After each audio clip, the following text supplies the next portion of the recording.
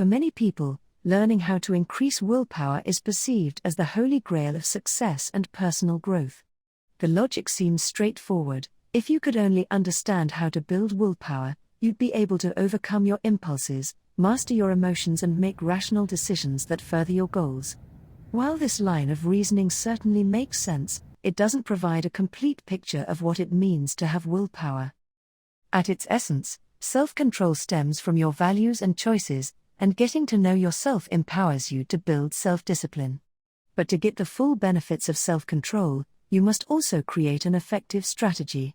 By understanding how your will, desires, and plans work together, you're able to increase your willpower and harness its power in your life. Many people begin thinking about how to improve willpower when they encounter challenges in their lives. Willpower is seen as the solution for compulsions or areas in life that feel out of control. The thinking is, if you could only keep an iron grip on your behavior, you'd be able to take command of your life more fully and overcome temptations that crop up along the way, but this isn't the full picture of how willpower works. Learning how to gain willpower starts with understanding the nature of willpower itself. Self-discipline isn't a skill, an art, or a strategy, it's all of the above, and it's far more complex than merely sticking to the rules. Human beings are social creatures with a drive to survive. Our wants, needs, and choices are driven by our fears and our desire for pleasure and contentment. These are largely a product of our values, which are often unconscious until we work to discover and define them. In this video, Tony Robbins explains how to develop a breakthrough moment to help you strive towards success and have unbelievable self-discipline. I want to tell you that we're going to walk you through these 9 management disciplines in depth and show you how to really bring them to life in your business so you get real measurable growth, real top-line growth that's consistent as a system in your business. But everything is couched still within creating breakthroughs with your people. A system is only as strong as its leader. As I've already said, the chokehold on the progress in any company is always either the psychology or the skills of the leader. And I want to just point out before we begin, if you want to create a breakthrough is that moment in time where what was impossible suddenly becomes possible and people do it. They actually follow through. They don't just think about it. Breakthroughs I found in my life, really as I work with business people around the world, I've seen that there are 3 areas that breakthroughs happen. You can create huge change by getting a new strategy. In other words, you find a better system, a better way, you put that strategy in place. Sometimes you can compress decades into days. You can do in weeks or months or a year what you might have thought would take multiple years. The right strategy can really cut through all the waste, and that's really what technology is all about. That's part of what this book is about. But sometimes people have the strategy. They know what to do. They know the breakthrough. They know what can make this all happen, but they don't do anything with it. And they don't do it with it. They don't follow through. It's like the typical example. Most Americans today are overweight, the majority. 3 out of every 4 men, and a third of our population, more than a third, 38%, are obese today. That means they're 30 pounds overweight or more. Why? Is it because the strategies of how to be fit, strong, or healthy are so complex? Or they're so expensive, only the 1% can afford them? Or they're hidden and you just have to work your guts out for years to find them? The strategies are everywhere, aren't they? I mean, there's somebody around the corner that'll come work you out, or there's a club, God forbid you were to walk to it, you could drive to within 5 or 10 miles for most people. I mean, you could download all the answers onto your iPad or your iPhone. God forbid you'd actually do any walking, get those answers again. The answers, the strategies are everywhere.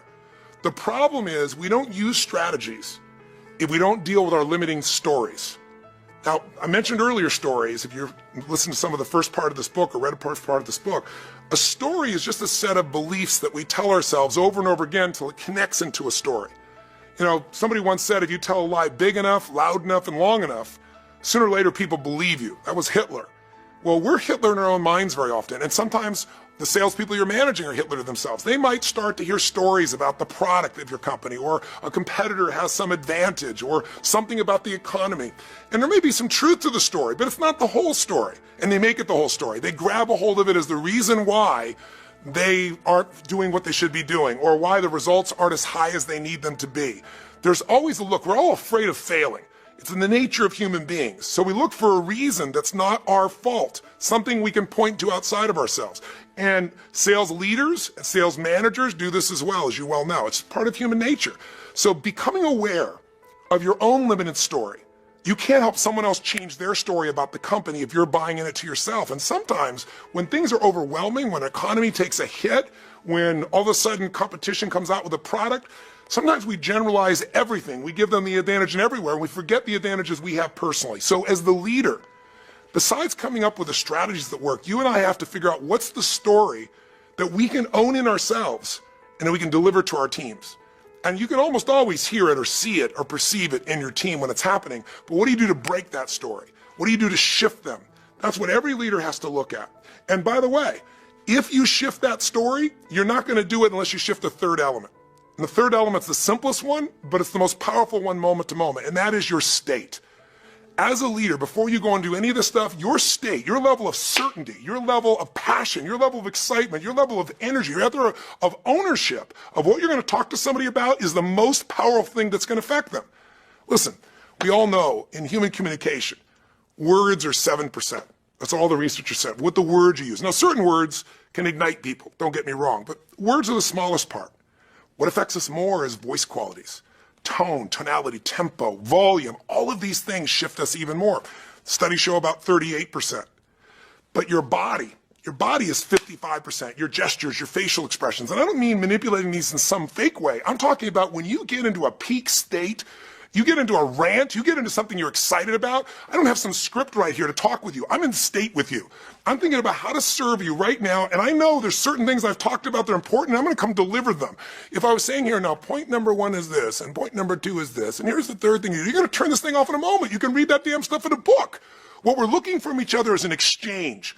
Listen, what makes somebody, like Mark Benioff, be able to do what he does? To be able to take this company from nothing to $4 billion in, 13 years. This man has had a story. He believed in the story of what's possible with a cloud. He immersed himself. He did the preparation. So he had not only a strategy, but he prepared his mind and body for what it is he really believed could make a difference. And then he got on fire with that passion and went around the country telling that story again and again and again. And he continues to do it, growing his company geometrically. Different style, but certainly Steve Jobs did the same thing. Who's better at telling a story, or was, I should say, than Steve Jobs?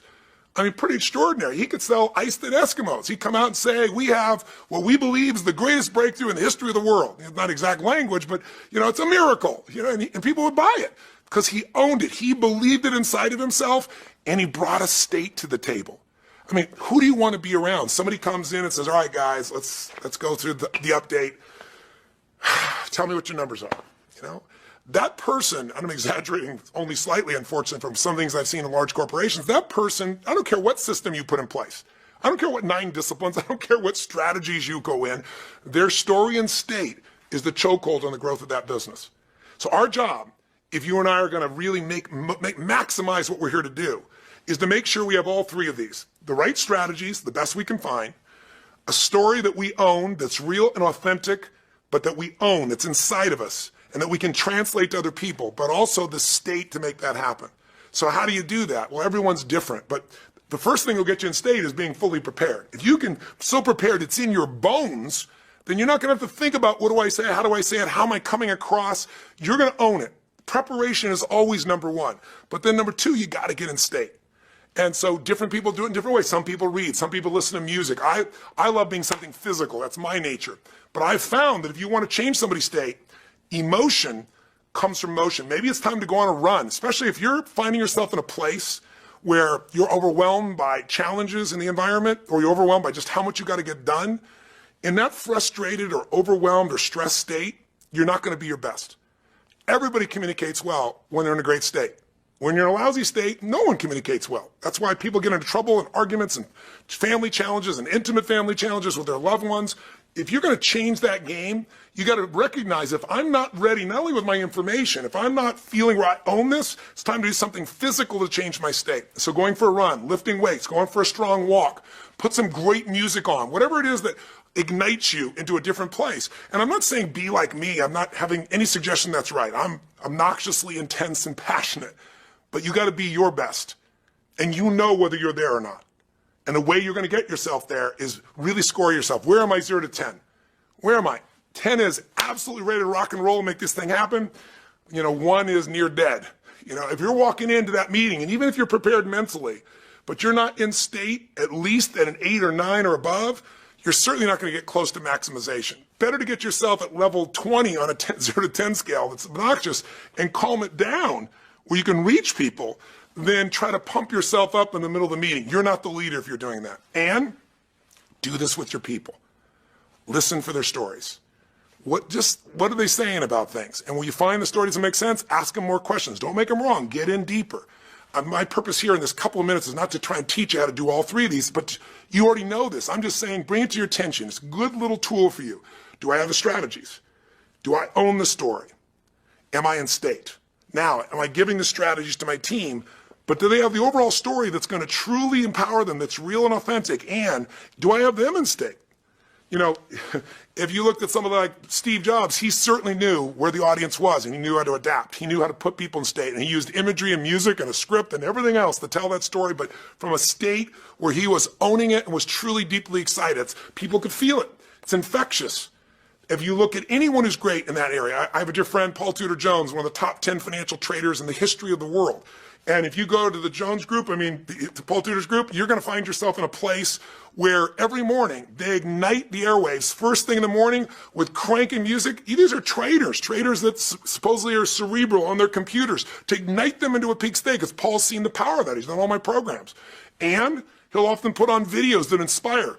He raised $57 million for Robinhood, which is the #1 group that supports charities in New York City. He's given away $1.2 billion. But I watched him just recently. We worked on advance. He prepared, he laid out his talk, but then he made sure in front of all these top, some of them cynical, some of them inspired financial people, some of the best in the world, billionaires and multi-billionaires. And he's going to go out into this group of 5,000 people, and how's he going to ignite them to give, to get beyond themselves?